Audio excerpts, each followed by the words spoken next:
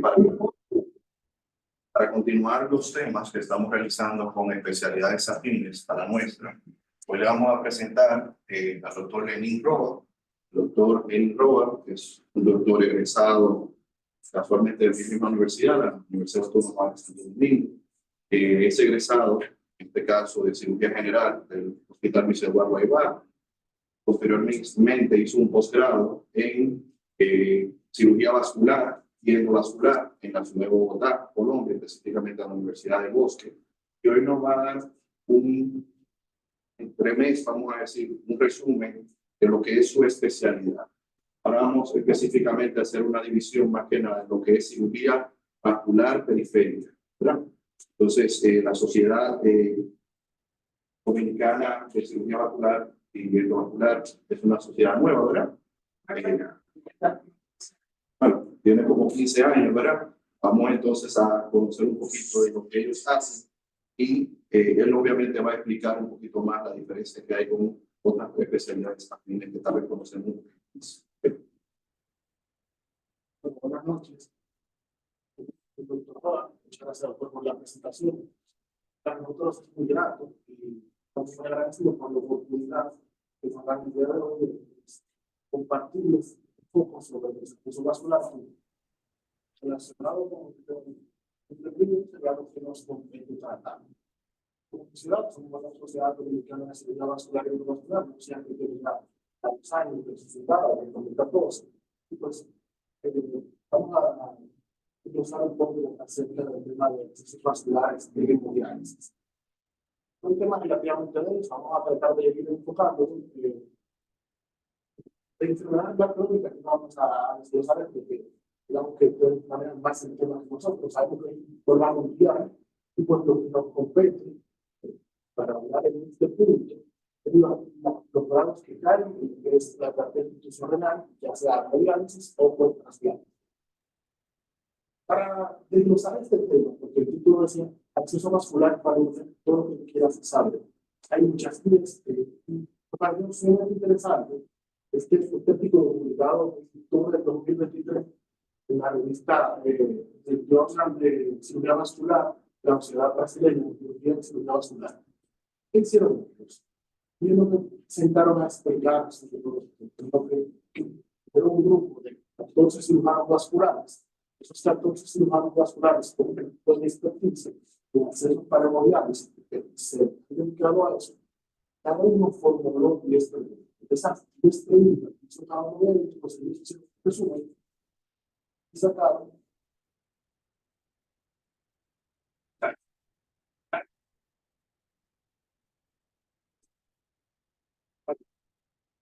sacaron las 12 preguntas, que es la que irían a responder todas las inquietudes de uno como cirujano vascular, todo lo que explicar acerca de los excesos. ¿Qué puede hacer vascular? Tenemos un catéter venoso, paciente arterioso, los injertos. Digamos que hablar del acceso vascular guiado, tenemos que tener varios parámetros. Un acceso que le permite una calculación ideal de los agudos, un sanguíneo mínimo de 300 mililitros por minuto de la máquina de diálisis, que sea resistente a infecciones, que sea resistente a trombosis y que posterior a los accesos crónicos adversos adversos. Hay un tema que vamos a ver lo que es sentido, que es, digamos, un estilo ya avanzado para tratar lo que son las estenosis venosas centrales, cuando tenemos pacientes que se ven es una de las alternativas.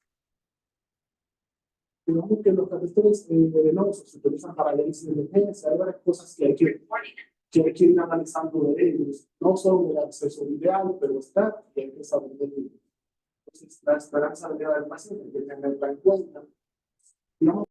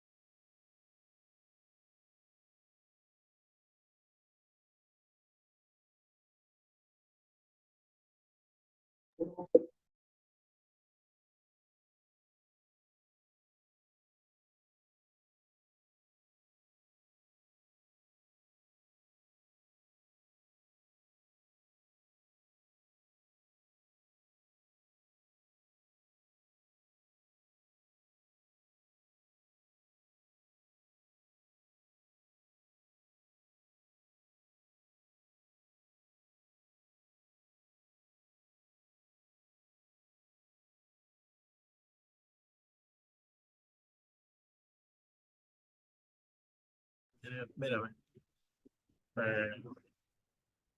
Habla. ¿Me escuchan?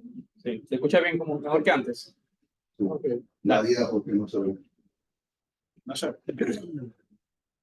Saliendo. Comparte la pantalla entonces. Está compartiendo, pero no ve. No la veo, normalmente no le sale un bordecito verde. Esa presentación, voy a poner la presentación también. Pantalla debe ser O pantalla. pantalla 2. Mira, a ver. Dale aquí. ¿Te ven?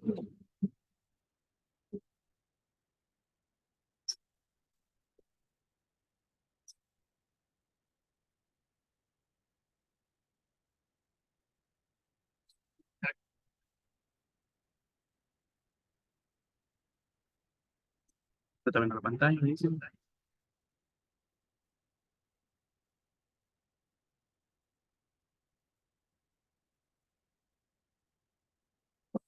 Pantalla 2.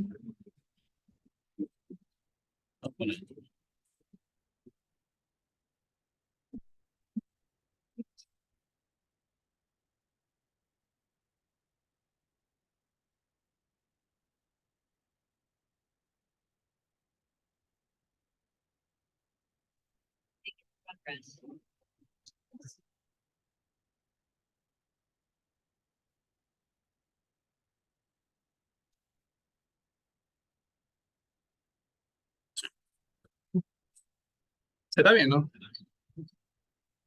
No sé.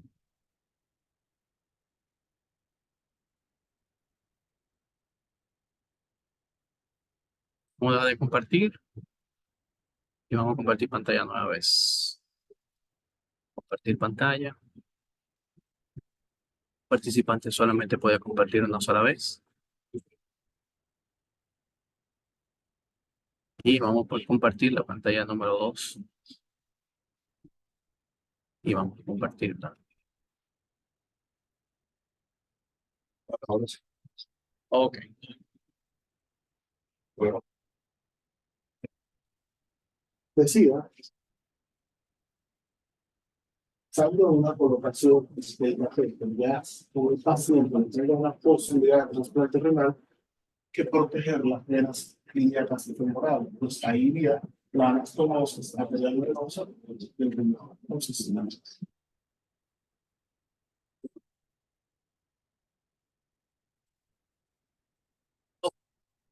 Debe ser ya todo tuyo. Quedo aquí.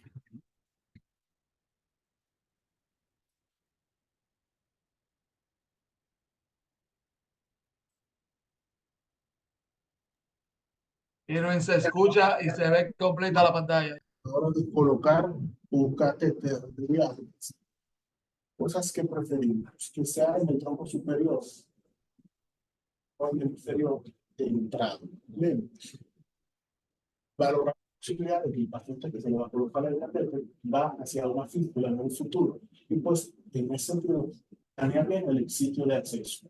Esto es todo el paciente en panorama. Siempre como cirujanos vasculares vamos a tratar de evitar las venas subclavias. Esto porque las funciones subclavias, aunque en nuestro medio siguen siendo bastante frecuentes, son, representan un alto porcentaje de estenosis venosas centrales. Y eso es un problema grave para nosotros como cirujanos vasculares, porque ya eso comienza a representar, eso nos reta. Y el reto es resolver esa estenosis producida por un catéter subclavio y paz. Esas estenosis resolverse conllevan el procedimiento endovascular de una angioplastia más una colocación de las después es que el paciente se realizó la fístula previo a un estudio que no se diagnosticó como un caso totalmente congestivo, como síndrome de vera. Antes de rescatar esa fístula, tendremos que resolver una estenosis de centrales. Eso todo se evita tratando de no canalizar la subclavia, que es un acceso que está, pero no es el primordial. En hemodiálisis de emergencia, se pueden usar las hemorrhagias Y obviamente saben que no está ninguna contraindicación, pero está que esté sometido a cirugía de reconstrucción previa, que tenga un área contaminada, una obesidad mórbida, sin número de... Digamos que... ¿Ya pasó? Ok. Entonces, lo que decía, contraindicaciones para, para la colocación de catéteres femorales, sobre todo lo que sea mórbida, esos gorditos generan pliegues, esos pliegues generan que esa infección viene al menos de 5 días. Si se coloca, pues, porque no tenemos otro acceso, la idea es abrazar al paciente y rotar ese catéter lo más rápido que se puede. Entonces, la colocación, el orden de colocación de los catéteres para nosotros debe ser para todo el mundo, yugular interno, derecho, en el primer momento, más convencional, la aurícula, luego yugular interno izquierdo, de ahí sí hablaría de los neurales, y en un tercer lugar quedaría la subclavia, que aquí en otro medio llegan los catéteres y los pacientes con acceso subclavio de una vez. Casos extremos, donde ya comenzamos a tener agotamiento por trombo, translumbales que van de la vena cava inferior colocados hacia la aurícula, o en algunos casos está hecho, pero está escrito de divisional. Entonces, para optimizar la colocación de catéteres, aquí hay varias cosas que hay que hacer. Primero, que se van a ver funcionar donde sea, pero que sea solo dirigido. Esa colocación de un catéter solo dirigido, ya a nivel mundial es algo de estándar. Ya eso de que se coloca el catéter por anatomía, eso está mandado a guardar. Si en el medio que usted está no tenemos, pues se coloca, pero particularmente aquí todos los cirujanos vasculares también lo tienen un estetoscopio, nosotros tenemos un sonógrafo y poder tener un rastreo seguro para el paciente, seguro para el cirujano, evitando funciones arteriales inadvertidas, todo lo que se relaciona a una función inadecuada.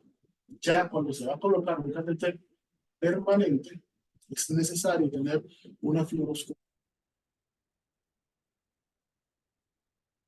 La punta del catéter donde se parte de eso, como los catéteres permanentes llevan un túnel, uno logra ver el túnel como queda y así se evitan las podaduras y disfunciones inmediatas o tardías de ese catéter. Y puedo resolver en ese momento.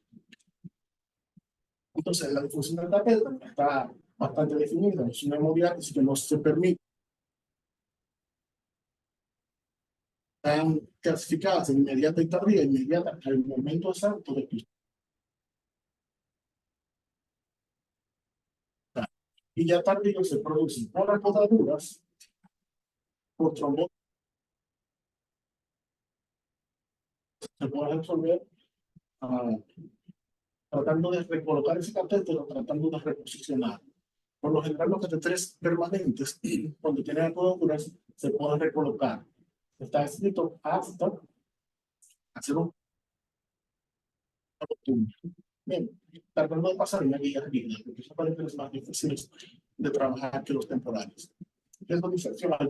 Todos lo sabemos, los catéteres son y lo que representan más tasas de infección entre los femorales, pero el cuadro clínico ya va hacia complicaciones importantes, fiebre, endocarditis, shock séptico. Bien, según el artículo que acabamos de revisar, el organismo más aislado fue el estafilococo. Tipo de infección relacionada al catéter, local no complicada, local complicada, sistémica y sistémica complicada. Relacionada a la local no complicada, habla de que tenemos un sitio de succión o de contaminación 2 centímetros circunscrito al inicio del catéter. Ya complicadas cuando esa supuración se extiende más allá de 2 centímetros. Y la sistémica, cuando el paciente ya entra en falla en sepsis, etcétera, etcétera, y sistémica ya cuando hablamos de shock séptico. Todo eso cuando hay otro foco infeccioso. Para el diagnóstico relacionado a la infección de los catéteres, según las guías de CADOC del 2019, hay muchísimos criterios, sobre todo un aislamiento del mismo microorganismo, la punta del catéter y en el cultivo. Aislamiento del cultivo Y en caso de un aislamiento de un estafilococo como la negativa, en un único cultivo se necesita. Entonces, para tratar una infección del catéter, lo ideal es retirar. Retirar ese catéter y colocar un nuevo. Hay pacientes en que usted no tiene cómo retirar ese catéter porque no tiene otro acceso. Y ahí es que comienzan los problemas. Están descritos.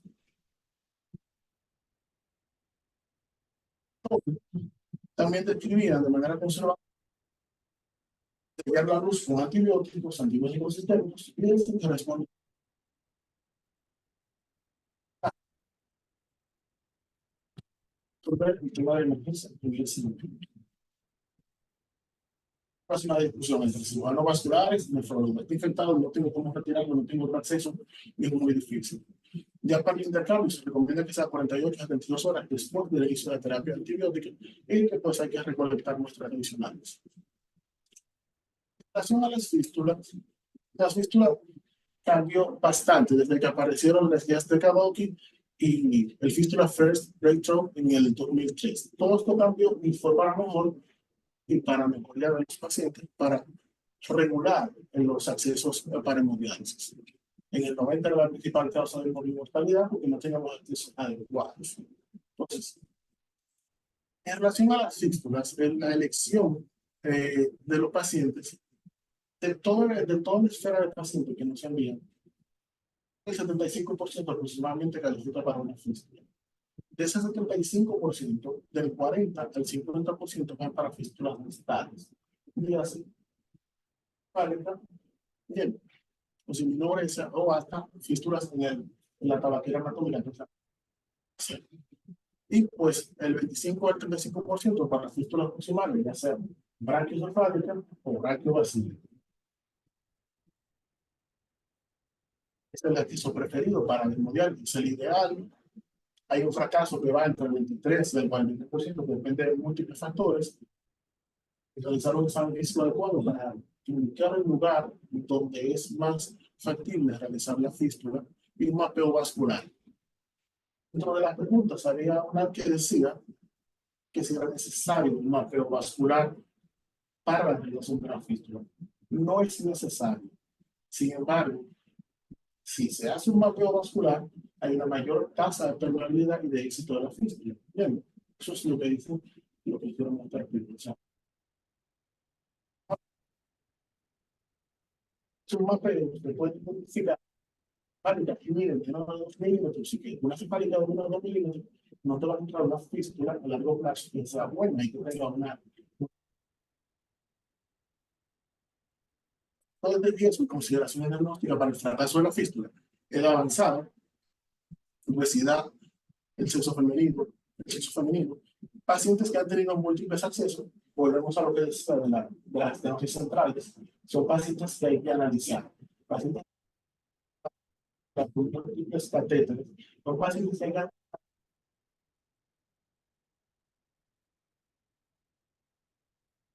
solucionarla primero, luego planear la fístula para poder tener un acceso vascular que funcione. Entonces, el diámetro para crear las fístulas, aquí hay 3 directrices, la española, la Kabuki y el proceso europeo. No difieren mucho.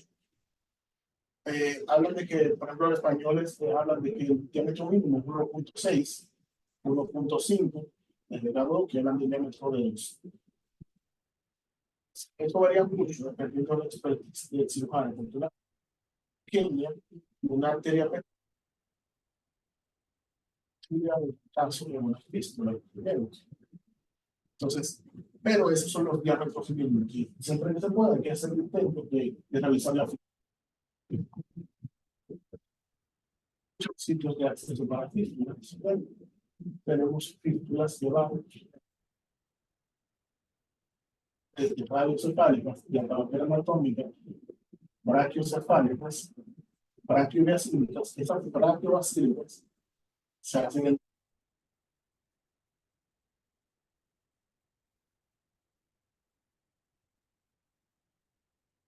difícil de anular a la hora de la acceso.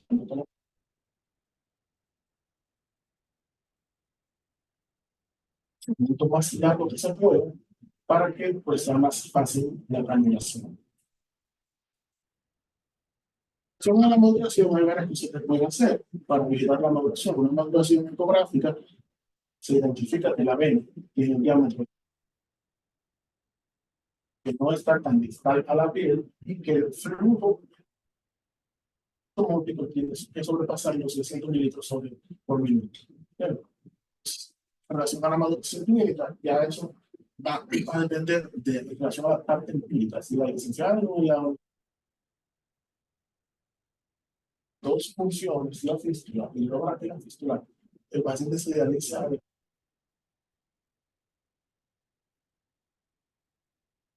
ya una maduración anatómica o patológica, ya cuando hay interpretación intima, una alimentación venosa, que es evidente al examen físico. Entonces, el periodo óptimo que se recomienda de la fístula es de 6 a 8, dependiendo del tipo de paciente que estemos tratando. Pero por lo general, a las 6 semanas ya se puede realizar la primera curso de la fístula, si está fácil, si está bien superficial. En esas primeras funciones tengamos infiltración, porque ya una infiltración o una primera función de la fístula nos puede para una trombosis de ella. Entonces, factores que llevan al fracaso temprano de la fístula, lesiones por flujo arterial, la mayoría de estos pacientes que llegan a diálisis tienen enfermedad.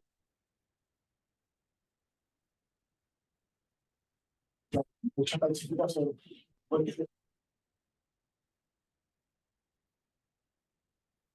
en el punto de oscilación venosa para el propio del paciente, obesidad, diabetes, etc. De las tomosis, la viene teniendo un poquito. Igual que técnicamente el sistema. Y hay manera de solucionarlo. Se realiza moviendo vascular, se le hace una angioplastia, se da con un balón al sitio de la anastomosis, con la dilatación y funciona. Y funciona y les va bien. Lo que pasa es que ya un paciente que tú sometiste a una fístula, pues que estás llevando hemodinámica, solo una angioplastia es un poco borroso, pero funciona y les va bien. Entonces, en relación a la vigilancia, hay que identificar y corregir, y ahí me detengo. Hay gráfico. Cuando son autólogas, trimestral, vigilando el flujo, para tratar de diagnosticar trombosis, estenosis o alguna disfunción de la fístula de manera para saber. Cuando son protésicas, se recomienda la vigilancia sonográfica mensual. ¿Qué pasa con las protésicas? Las protésicas, al llevar una prótesis de PTFR, son más estables, son más propensas a infectarse, son más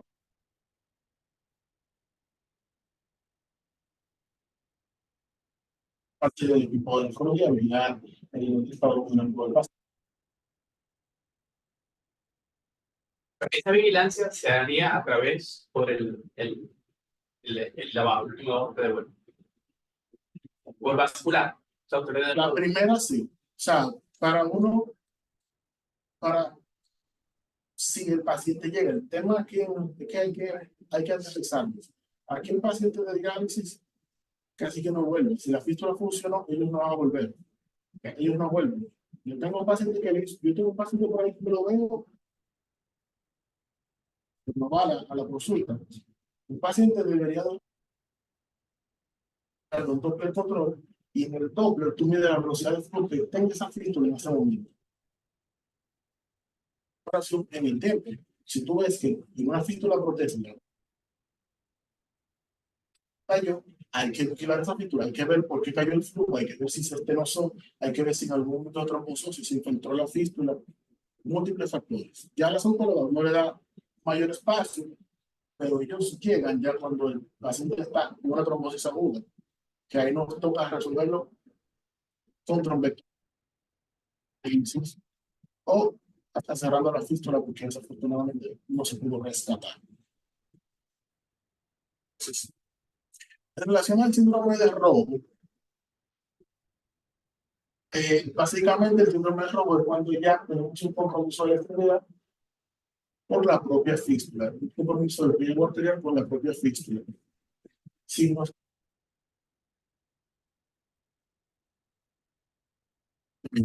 Estos se clasifican en 4 estadios. Los 2 primeros se pueden manejar de forma manual, los demás de manera quirúrgica. ¿Qué se hace con un síndrome de Rhodes? El gol estándar, cerrar la fístula. Si no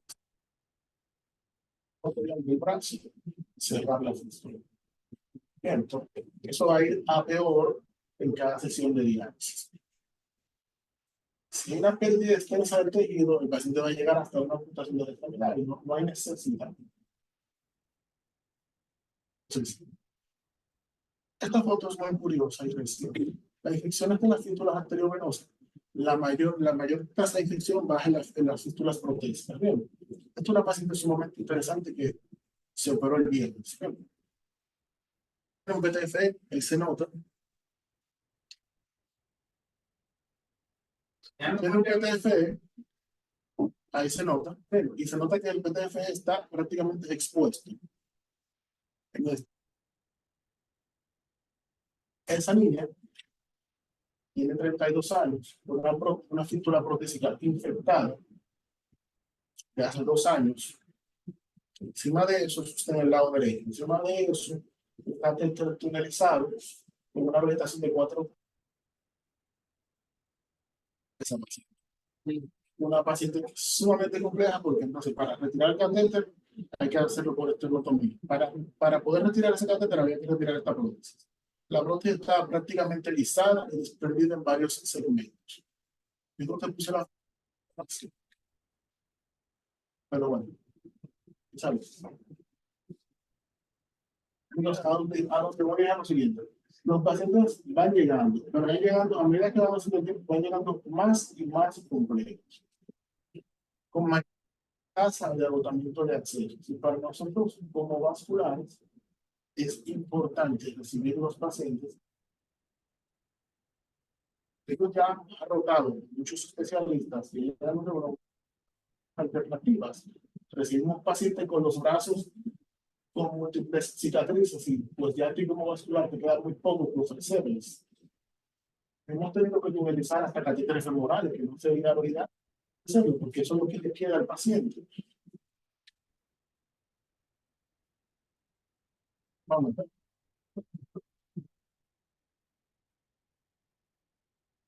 No, esto lo acabaste. Si tú quieres mostrar algo, Yo quería mostrarles algo en relación a esos pacientes. Lo que pasa es que quiero verlas.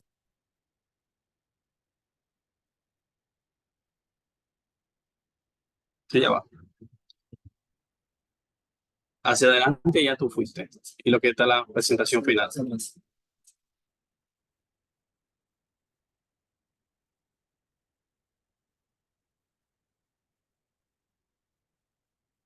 El fin es que aquí está la foto de lo que se hizo hace segundo. Para poder retirar esa prótesis, no fue tan sencillo como ir sacar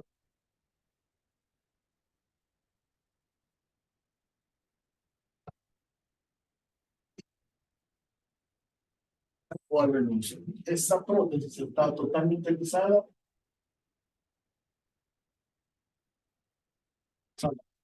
Allá voy porque la parte anterior, así que terminamos siendo para el pase del brazo.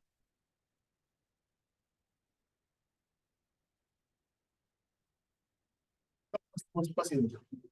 Es que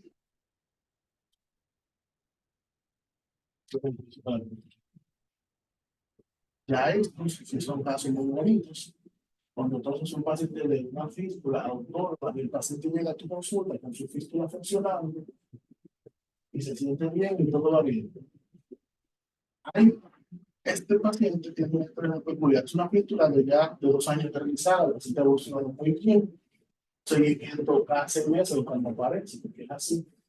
Pero él llegó a la consulta la última vez, no porque para que le revisáramos la fístula, sino porque entendía que el brazo le estaba formando en su unidad.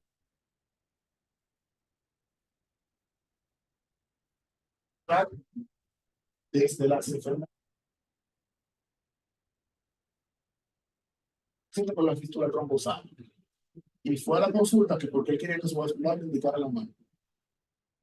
Cosas que uno recibe a diario, e igual esta paciente, una paciente con una fístula ya de larga data. Entonces, continuando aquí, los aneurismas y las fístulas arteriovenosas se pueden tratar siempre y cuando estén sintomáticos. Tenemos aneurisma y aneurisma debido a las capas que estén afectadas. El pronóstico es clínico. Bueno, el tratamiento va a depender de si está sintomático, si tiene una ruptura, si está infectado, que hay que plantearse hacer terapia o hacer sencillamente una colocación de una prótesis. Se está hablando de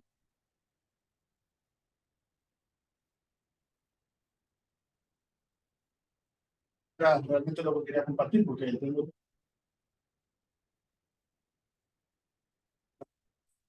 es la relevante, es una charla que va dirigida a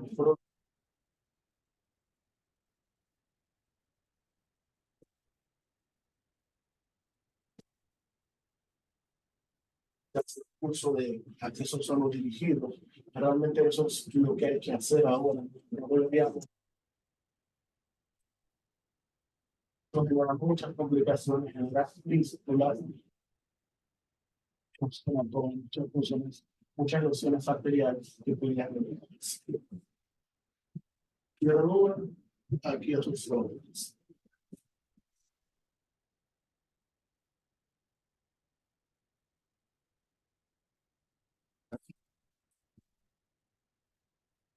Vamos a entrar ahora a la fase de preguntas. Vamos a iniciar inicialmente con lo que tú esenciales. ¿Qué pregunta le tiene?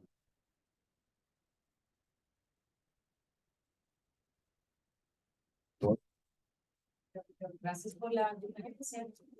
Una pregunta con esta parte de las fístulas aneurismáticas. Si no están sintomáticas, pero hay otros temas que quieren mejorar eso, ¿habría alguna opción?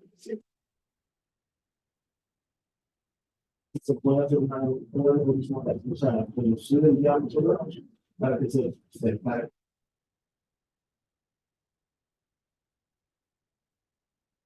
Tratando siempre de mantener la función.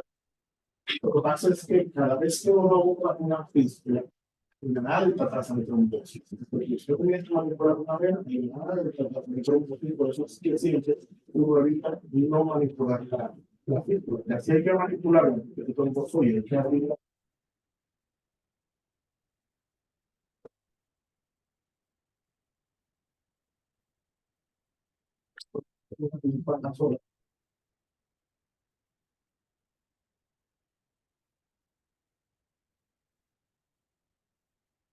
Y gracias por la presentación. ¿Tienes como en tu historial o donde hiciste la alta especialidad alguna experiencia con niños? Que me dijeras de diámetro, el menor diámetro que se le puede realizar una fístula arteriovenosa. ¿Tienes experiencia?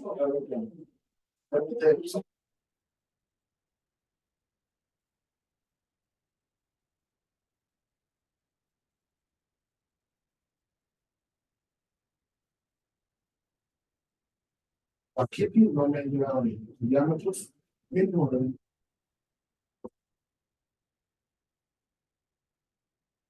Porque nosotros se nos hace un poco cuesta arriba en los chiquitos realizar fístulas.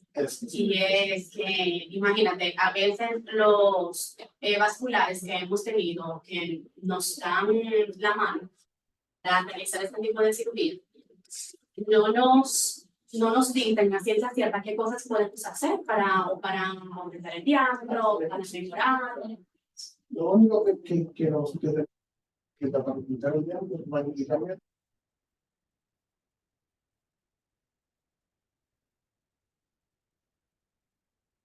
No vamos a considerar, porque tú no tienes una. Ya sabemos, el intento de la fístula. También una oportunidad con ejercicios celulares. Si pasamos, porque es que así es capaz de la fístula.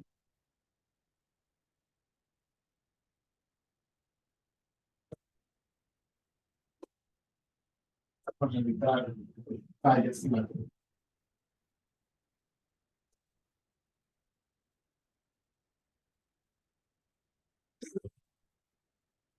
Cuando tenemos un paciente que sospechamos una trombosis, lo confirmamos generalmente, en muchos casos, lo que se hace es que se deja evolucionar, se manda al vascular para crear una fístula nueva.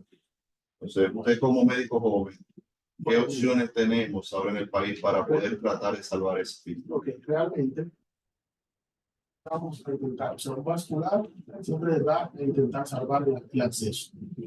Un paciente que lleva un trombosis no olvidarlo de dejarlo evolucionar, sino mandarlo inmediatamente. Porque ya si pasó más de 6 horas, pasadas 15 horas, es muy difícil ya no trabajar. Si se detectó la trombosis, enviamos, que lo que sí, hay muchas alternativas. Tenemos alternativas de cirugía abierta, sacar la fístula, hacer sus controles y hacer la trombectomía clásica. Todo nuestro, tenemos tromboaspiración o trombolisis, el mismo trombo, y verificar que quedó todo permeable. Hay también trombectomía que nos ayuda también a romper ese trombo, a fragmentarlo, a trombolizarlo y aspirarlo. Pero hay alternativas para salir. Ahí en este medio las hay. Y bueno, que se pierde la vida. Si se perdió la vida, estamos perdiendo vida. Igual vascular, el vascular ya tendrá el abanico de opciones que tendrá el paciente. Uno de esos que mostré es una trombosis de las fístulas hace 2 años.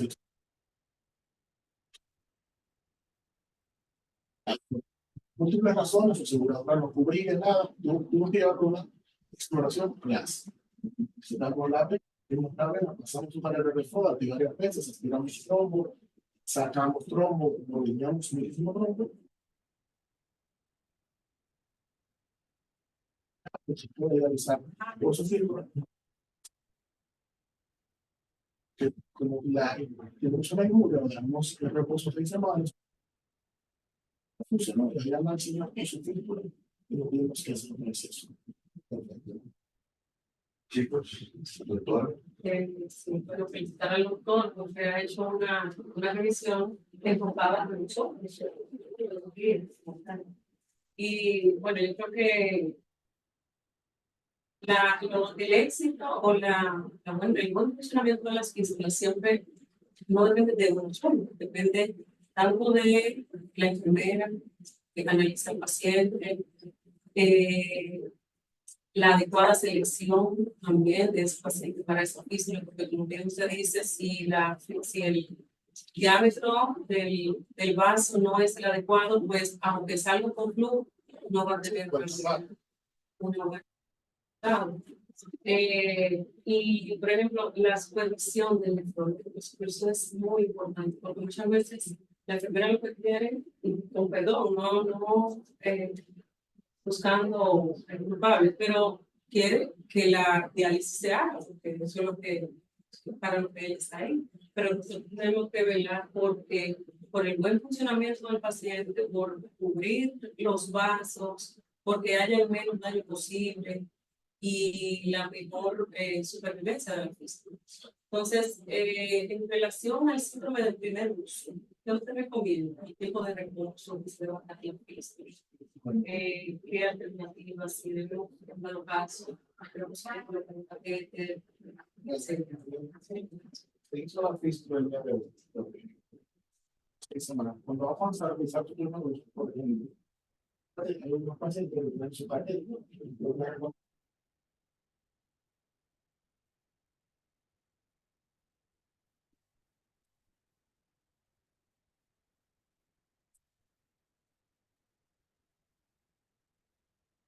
para 2 funciones por la fístula.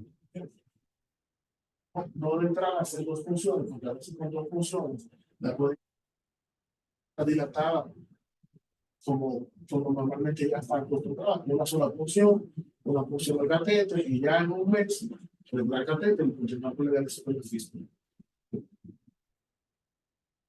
Es importante, a veces me pasa.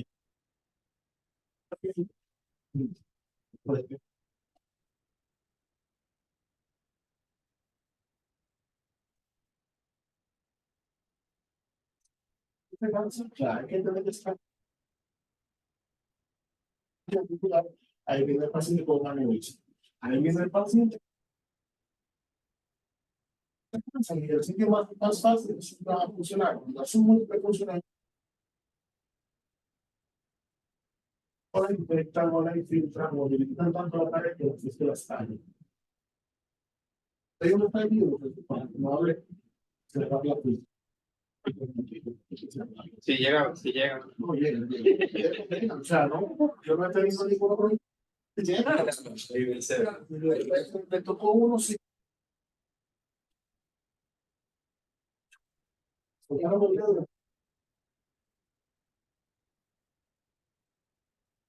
A veces antes del estallido está el liqueo permanente y está también la compresión no adecuada que hace la física, que termina ayudando. Sí, se encarga con eso.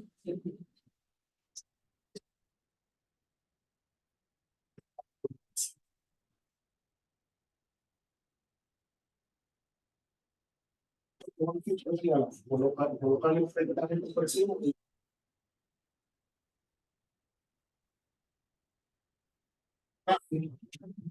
levantar la fístula del cuerpo de hecho. Siempre está en extremo y se que se clave. Y no se cierra el recado, porque es un paciente que no está grave, y tú le puedes poner el torniquete.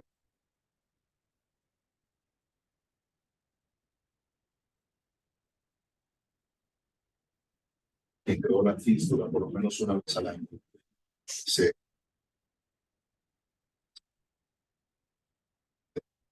sería algo, usted se obliga a hacer una eventualidad. ¿Doctor? Sí, ahora, yo tengo una pregunta. Yo he visto a algunos pacientes que utilizan como unos dispositivos como si fuera una cinta que se aprieta, que ellos mismos se aprietan para el momento del sellado. Pero yo no sé si eso es correcto. Le hace la presión que se hace manual, ellos ponen como un cintillo, un torniquete. No deberían usar torniquetes, ¿no? Aunque la fístula tenga un marco, después de la diálisis, que primero están anticoagulados, y mucho le va bien, pero es un punto y es un generador de trombólisis. El punto ahí de corrección no es quizás el torniquete que usa el paciente, sino cuando se para ese heparina. Esa heparina tú utilizas bolo o secuencial. Y si tú tienes una heparina que tú le das un bolo inicial y luego la vas esperando para media hora, 45 minutos antes, es posible que el sangrador realmente selle con bastante facilidad y la persona no tenga que tener ya 15 minutos un torniquete ahí. Eso es algo que muchas veces en nuestras unidades, por facilidad, inclusive por no gastar una aguja de 20 cc, ¿entiendes? Que es costo, pero por no gastarlo, le damos un bombazo inicial y ahí se quedó. Y no lo hacemos de forma secuencial, ¿entiendes? Entonces eso puede pasar ahí. Con ese, y ver en ese paciente, por ejemplo, esa coagulación, si él tiene, puede ser que tenga acceso a facilidad, pero puede ser que esté cansado 20 minutos ahí, tú sabes, 15 minutos ahí.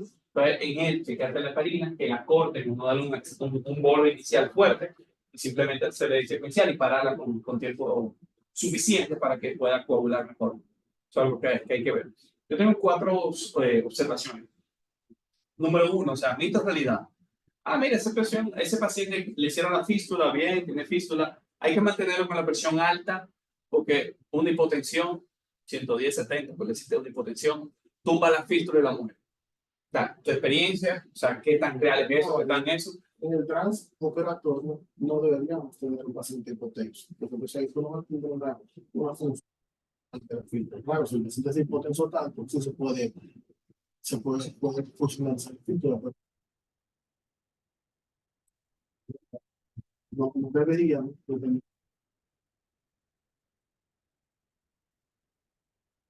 técnicos musulmanes a efectos propios del paciente.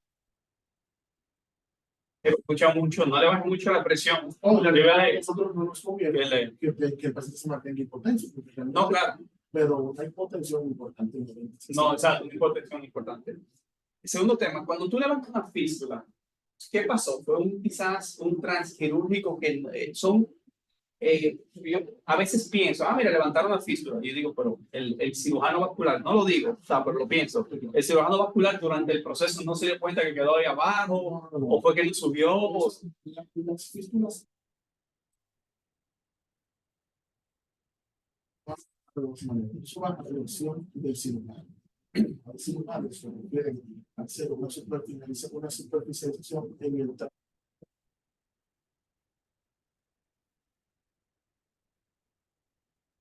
que depende mucho del paciente. Yo tengo un paciente que la basílica, aunque vaya a un plano profundo, está bastante superficial, se puede palpar el trip, uno le da la oportunidad de ver si la logra encanular en ese plano. Si no se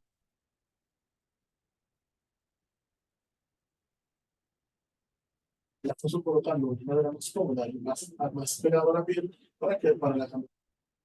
No depende del tipo de paciente de la realmente eso depende mucho de qué tan complicado fue hacer esta masculosis. Es muy pequeño, no vamos a ponernos a manipular la vena porque se pasa. Entonces, ¿qué se hace? Se hace la fístula, queda como el trigo. El paciente de 6 semanas que madure, sí dio un proceso. La fístula se supone ser y le va bien. Pero todo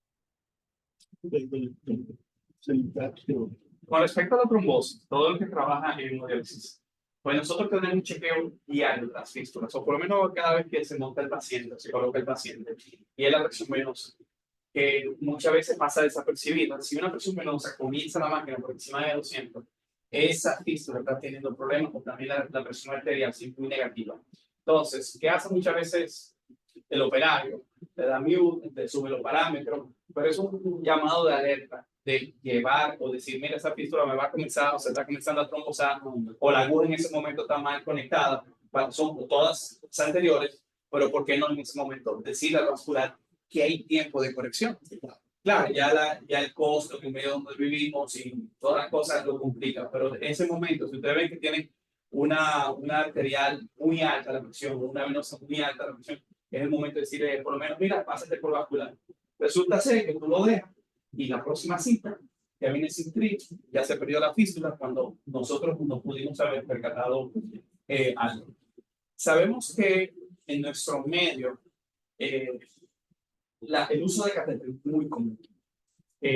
Yo hace un tiempo, como en el 2008, 2009, antes de la pandemia, hicimos un trabajito muy Gautier, que justamente ahora lo publicamos, gracias a Dios, nos aceptaron. Y 2018, perdón, 2017, 18, perdón, antes de la pandemia. Y nosotros hicimos publicamos en ese momento, en el Gautier, estoy hablando, fue una cohorte de 192 pacientes que estaban en hemodiálisis. De los que se ingresaron, el 50% fueron en ese momento, era por infección de catéter centrales, ¿verdad? Y la mayoría de las muertes y hospitalizaciones eran por catéter. Tanto así que en esa estadística ya estamos mucho mejor, porque tenemos más fístulas. Tener un catéter significaba un 85 veces más chance de hospitalización que tener una fístula.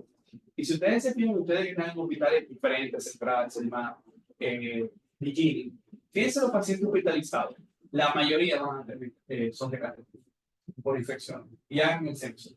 En el censo, o el que está de guardia o mañana, cuando pasen visita en periférico, lo que sea. Este está infectado. ¿Qué tiene acceso vascular? Catéter. ¿Qué tiene? Catéter. ¿Qué tiene? Catéter. La mayoría, oye, que tiene fístula de neumonía. O sea, por decir algo. Entonces, realmente, si nosotros queremos mejorar lo que es la calidad de diálisis o la calidad de diálisis, lo primero es tener una fístula. Lamentándolo mucho, no todo el mundo tiene, muchas fístulas fallidas, que viene por aquí, viene por aquí. Y yo creo que eso viene desde antes inclusive de hemodiálisis.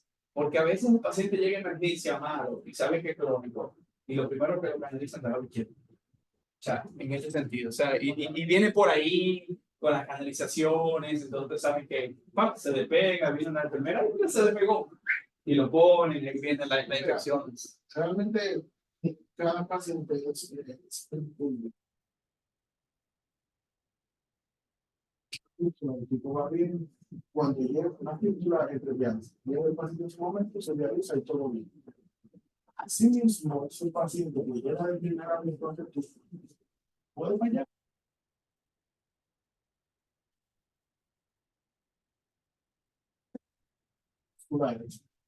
Son como satélites, eso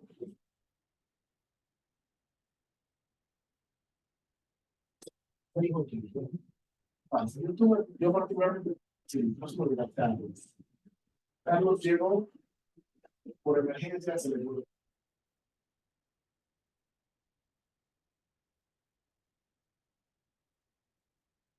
Ya habían puesto otros catéteres, no lo no, son simplemente una congestión de la extremidad. No hubo manera de hacer una angioplastia, se perdió la fístula, tuvimos que sacar en la izquierda. Entonces dijimos, planteemos esto, recolocar el catéter ya en la parte femoral y es una fístula en el brazo derecho. No tenía venas. Pero un paciente que llegó ahí. Ese día nos retiramos la sutura, el paciente iba bien.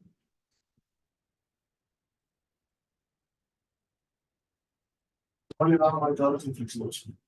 Está haciendo un rechazo ambulatorio por eso. Ya ese paciente, a partir de ahí, es un paciente, es una catástrofe para nosotros, porque si él no me quedan opciones. O sea, hay un reto para uno como ciudadano vascular. Vamos a hacer un lujo con él. ¿Qué pasa? El señor tiene una enfermedad arterial periférica. Si le hago un luxo moral, roba y termina con una amputación. Claro, un luxo moral permanente. Que es lo que hemos puesto normalmente. Y pidiéndole a ver si hace una angioplastia de la para intentar una prótesis. Pero es que llega desde cero. Mientras son pacientes. Y hablar de la transfibrosis, de los Exactamente.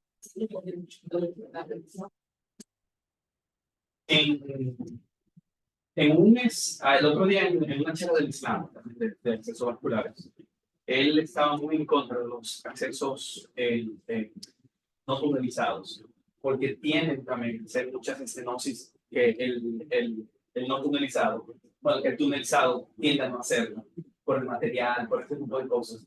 Y eso se ve mucho, que vemos un no tunelizado Todos los pacientes. con 3 meses, 4 meses, o sea, el día de mi Hace 4 semanas recibí una paciente recibí una paciente de los líquidos.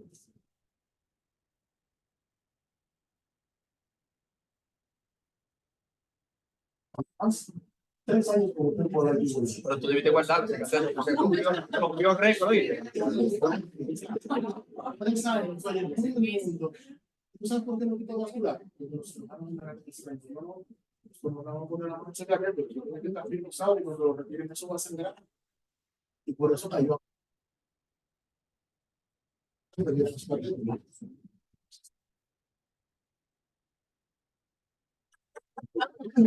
Está oxidado ya.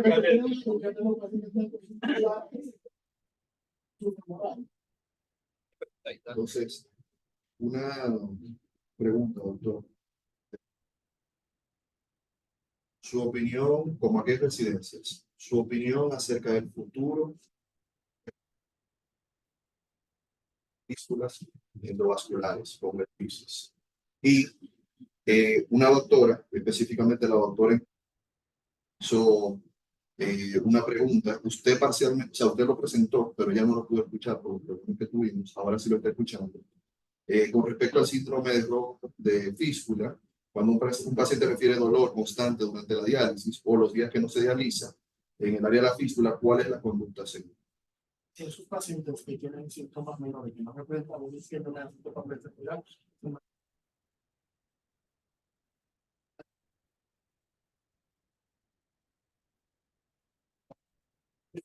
Hay algunas técnicas quirúrgicas que van a disminuir el diámetro de la fimosis para disminuir el robo. Claro, que representa una tasa de permeabilidad a las gotas. Por eso lo decimos. Si hay que hacerlo, se manipula. Si no, en relación a los tipos de vasculares, no hay nada estandarizado, no hay ninguna. Tenemos que son exitosos.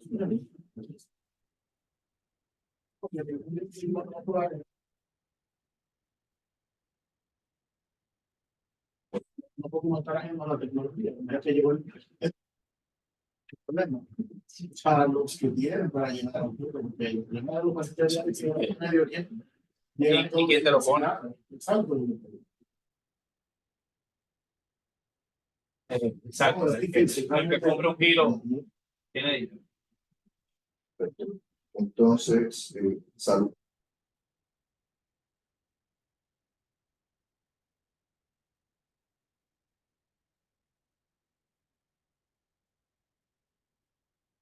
Siempre el doctor Flores hace el comentario de joven, los vasculares, en este caso los vasculares originales, pues, sobre todo en la población diabética, pero que en los últimos años eso había bajado mucho. Entonces, con respecto a la fístula protésica y todas las personas jóvenes como ustedes que están llegando ahora, que son vasculares periféricos específicos, para ustedes es fácil colocar eso, ese procedimiento está disponible. Sí, claro. Todos los pacientes que tenemos también con un catéter que pudieran estar con una fístula protésica, se lo podemos enviar a ustedes. Sí, claro.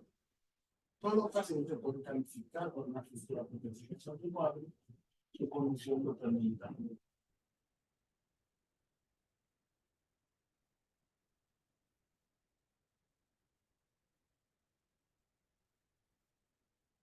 Todos los cirujanos vasculares acreditados, o sea,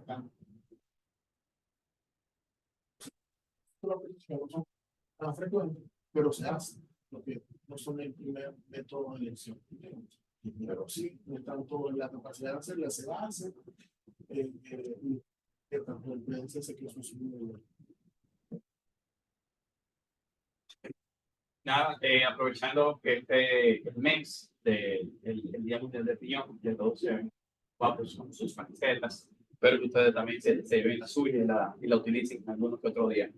Hicimos esta charla junto con la Sociedad de Vascular. Muy agradecidos, perdón, doctor, los problemas técnicos que tuvimos.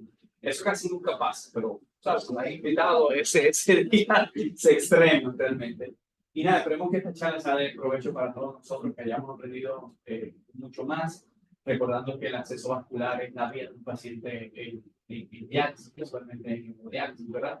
Y nosotros lo súper valoramos. Que yo creo que a veces más que ustedes le dan mucho dolor de cabeza, pero nosotros lo tenemos ahí día a día y nos volvemos locos y cuando nos le ponemos encima a ustedes con el grito al cuello es porque estamos desesperados. Entonces, entiéndanos nuestra desesperación ahí con el grito, ¿verdad? Como ese famoso cuadro, porque realmente nos vuelve locos y sabemos como un paciente con hipercalemia, hipercalemia y no hay forma de cómo hacerlo y ya no tiene acceso vascular, realmente uno sufre mucho por eso, pero nada, concientizando en la prevención, en ese paciente quizás tener una fístula mucho más temprana, hacer un buen acceso vascular, cesar un set peritoneal, luego trasplante, son cosas que podemos hacer para que el paciente viva más recuperado. Y obviamente, el hecho que usted dijo muy bien, fístula first, ya eso, la fístula es la herramienta principal, ahora mismo eso está cambiando a algo personalizado, no es bueno hacer una fístula de una gente de 48 años, no la casa, obviamente, o no siempre es fístula first, pero realmente la fístula es bastante importante y gracias a que tenemos a vasculares bastante formados y a la orden del día y sería bueno una foto aquí del doctor, no pague la propaganda, doctor, ¿dónde está usted? Porque diga usted. Bueno, yo estoy educado en el profesional de corazón de sonidos.